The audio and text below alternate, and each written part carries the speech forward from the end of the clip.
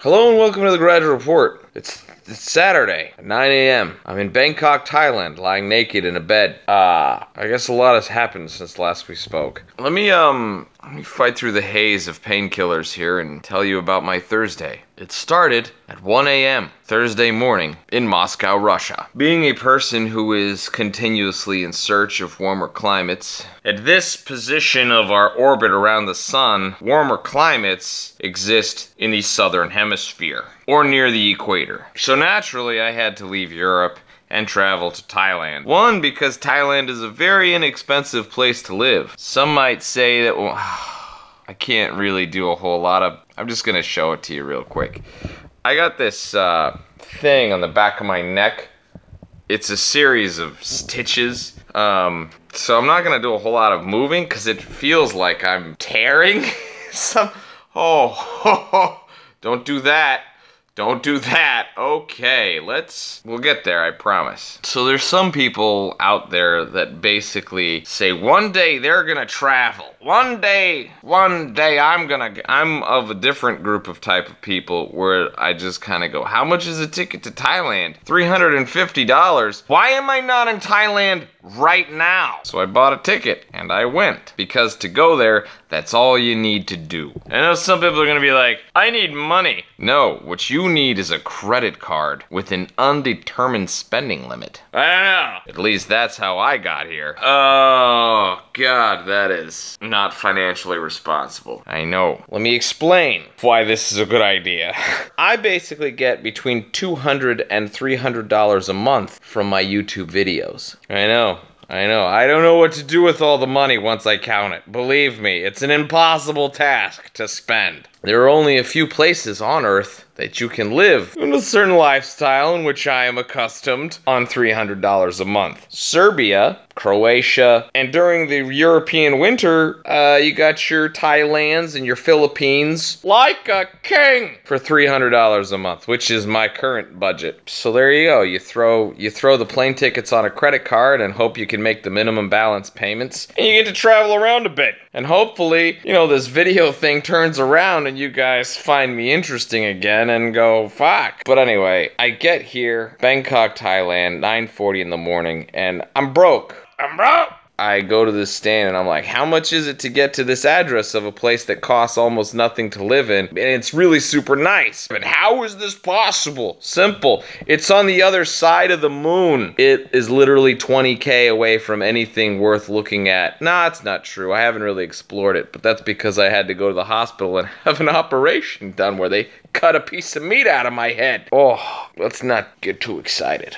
Something important was about to happen. Oh yeah, I was getting real with you. I go to the first counter I see and I go, how do I get to this address? And she's like, you pay me $70 and we put you in a car. And I was like, ooh, that sounds like a lot of money, given that it's a third of my monthly income. Isn't there some sort of train or bus? This can't be how people get around. What did she say? She said, put a train! Put a train downstairs! Put a train downstairs! From that, I was able to glean that there is a train downstairs. I love the Thai accent. So I go down to the train station and I take a train to as close to my apartment condo thing as I can, and it's still 10 kilometers from where I need to be.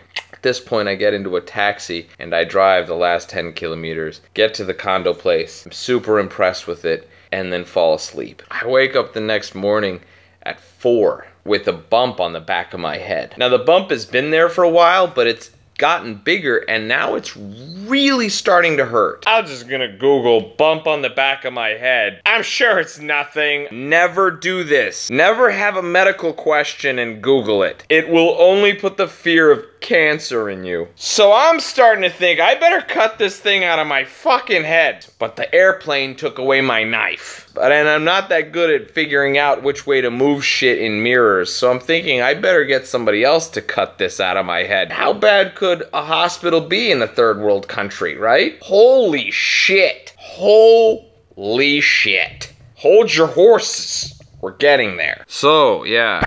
I go up to the pool area and I poke around. I'm like This is absolutely beautiful. I have made an infinitely wise decision to move here. They've got a gym, they've got a pool, you can see the city coming to life. Is that traffic? Holy good God, there's a lot of traffic. I put into the Google Maps on my phone, you know, hospital, and there's one hospital that says like, international hospital. So I'm thinking they've got to speak English, right? But it's like 14K away, and the nearest train is like 10K away. So I'm just like, oh, this is gonna be a bit of a walk. 10K is a bit of a walk. So I start pedestrianing toward the dot on my screen, and I'm starving. Dan gotta eat 'ems. Gotta eat 'ems. And I walk up to this place and it looks legit.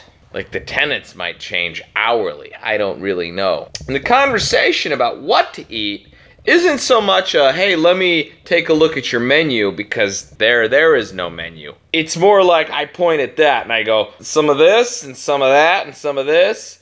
And the lady's like, you want a noodle? You want a dip and a noodle? And I'm like, no, none of that weird shit in the jar. I don't know what that is. I kind of know what this is. Like, this looks like it could be something that my body might digest. And some eggs. If you can just this and this. You want a this and yes. This and this. You want a this and this? Yes. This is the universal And so through pointing and head shaking, she was able to understand that I didn't want to kill myself with whatever poison is in that jar. And then I just sat down and waited for the food to come while this kid rolled around on this plastic chair, which was pretty cool.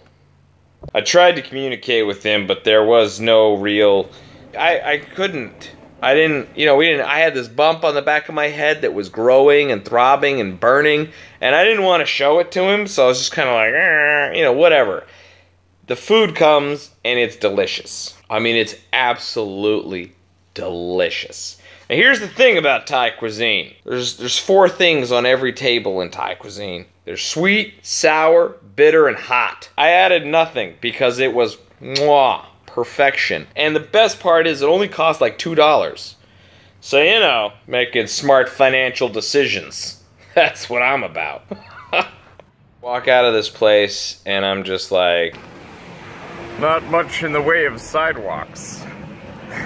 Oh, God. Okay, that's enough. Walking, time for a taxi. I get into a taxi. Now, here's the thing about taxis. Every time you get into a taxi, it's 50 baht, which is where they start, and then it's like 2 baht every whatever after that. You could drive the entire day, and it wouldn't cost you more than $5. But taxi driver has a built-in incentive to kick you out of his car as soon as possible. Like, he'll take you where you need to go, but he also wants you to get the fuck out so he can get somebody else in and get that first 50 sweet baht. So you tell him, I want to go to this hospital, and he goes, yeah, I'll drop you off at this bus station. And you're just like, yeah, okay, that sounds like, yeah. And then he drops you off at some train station that's like near the bus station. So like, there's a lot to figure out. Anyway, after a quick 40 minutes in the car with this guy, I get to the train station, which takes me to the place that's kind of near the hospital, and I walk another kilometer to the hospital. First impression of the Thai hospital is they hired a guy to design this thing that built Las Vegas casinos. It is luxurious and beautiful. They speak perfect English when you walk in there and you go, I have this thing on my neck and it's kind of giant and bulbous and it's burning and it feels like cancer. Within 10 minutes of being there, I have a medical ID bracelet and I'm on the elevator going up 15 floors to talk to a surgeon. He takes a look at it and goes, antibiotics might be the way to go. Oh, I was just on antibiotics. He goes, oh, all right, well, we can just cut it out of your head, surgery. Okay, like what kind of time frame? He's like, well, in the next 20 minutes, the operating room will be available and we can just cut it out of your head. So if you just want to wait in the lobby, we've got some complimentary carrot juice. Surgery? Like 20 right now? How much is this surgery gonna cost? And he's like, between 18 and 20,000 baht. That's like $500. He's like, yeah. I was like, yeah, okay. I mean, it is cancer in my head. I should get it cut out. $500 isn't too much to spend on staying alive, I guess. So I go to the little waiting room, and it is gorgeous. The carrot juice, and I'm sitting there, and they call me into the operating room, and I'm like, wow, this is nice. But here's the thing, I'm 6'4", and the average height in Thailand is somewhere around 5'4". So my feet were hanging off the end of the operating table, which I thought was kind of hilarious. I lay down and I go, hey doc, can you do me a favor and just take a picture of like what you're doing with my phone? And so he's like, yeah, sure, why not? You know, that's not a weird request at all. So he cuts the hair down. He cuts the hair down with some scissors, and he takes a picture of, you know, the thing on my head. And then he gives me 9 incredibly painful shots all around it. Imagine a place on your head that is already very tender to the touch, and then imagine sticking a needle into it and injecting poison. A single tear came out of my eye. Of course, I was under this blue blanket, so no one saw me cry, so it didn't really happen, you know, except that I'm telling you about it. Then, at that point, you feel absolutely nothing, but you hear everything. And I could hear him scraping his scalpel across my head. It's like when you put your finger on your head and you just kind of move it along. It was exactly like that, except scraping. The only thing you feel is the pressure on your face as he's pushing down on your head. You feel the pressure of the pillow that you're laying on your face. But it's not painful. But it is a lot of pressure. It's like, this guy is really pushing my face into this pillow with this knife. Now take a look at how much shaved head there is in the before picture in relation to the ear. And now take a look at how much shaved head there is in the after picture. And you get an idea on how much he cut out of my head. So I'm laying there on the table, they uncover me, and they are like, you're done. And I was like, oh, cool. And he goes, you want to see it? And I was like, yeah, sure, I'll have a look at it. Pulls out this piece of meat. I mean, it looked like meat. And he flips it over, and I see the hairline. I instantly recognize it as my hair. I put my hand through my hair like a billion times through the course of my life, and I know exactly what my hair looks like. And it's me. I'm looking at a piece of me.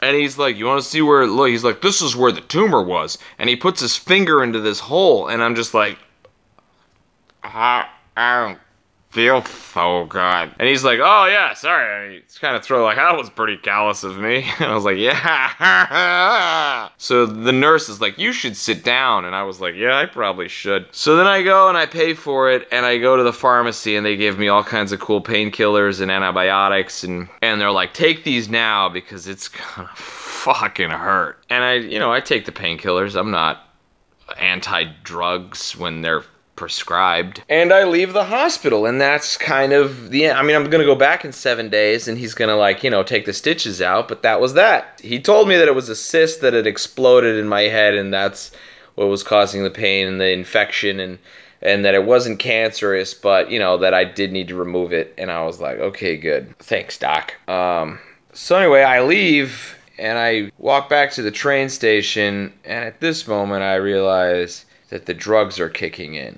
I start looking at posters and signs, and I start thinking that the people in the posters are like looking at me, judging me, like, yeah, you're fucking high. Are you fucking high? And I start feeling my hands are fat. My hands are huge. I'm so fat in my hands. Look at these giant meat hooks. Riding the subway, and I'm holding that bar. You know, it actually comes to right about here on me because everything's a little smaller. And I'm holding that bar and I'm thinking, I could tear this out of the ceiling with these meat hooks that I have for fingers. So at this point, I start to decide that getting around with taxis and walking is just lame. Like, I have this pedometer on my phone, and I'd recently been in Amsterdam for like 8 hours, where I spent the full 8 hours just walking around the city. And I set a record on that day of this. And then I'm on the subway walking to the taxi stand, and I get one of these notifications. Like, congratulations, you just beat your old record of how many steps you've taken. And it's only 3 o'clock in the afternoon. And I'm just like, I still have 17 kilometers to get back to my condo. What I need is a bicycle. That's what I need. I'm gonna be here a while. I'm gonna be here for at least 2 months. I can't be shelling out, you know, bot every time I need to get into a taxi. And the taxi drivers don't want to drive you very far anyway. So I decide that I need a bicycle. I get on the internet and I find a place that sells used bicycles because that's where you get the best value. Fully depreciated assets. I find this place that has no address. The closest thing you can get to the address of this place is GPS coordinates. As technology would have it, is all I need to find it. So it's like 3 stops on the subway and then like 3K into some neighborhood, which is...